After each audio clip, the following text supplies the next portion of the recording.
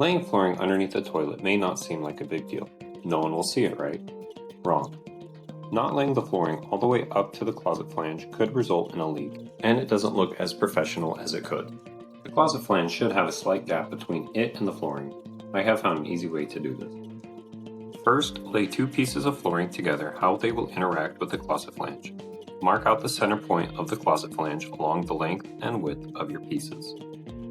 You center the mark you made inside the arbor hole of a 7-inch tile blade and mark the circumference. Next, you either make a pilot hole or cut directly into the circle with a jigsaw if the cutout is along the edge of your flooring piece.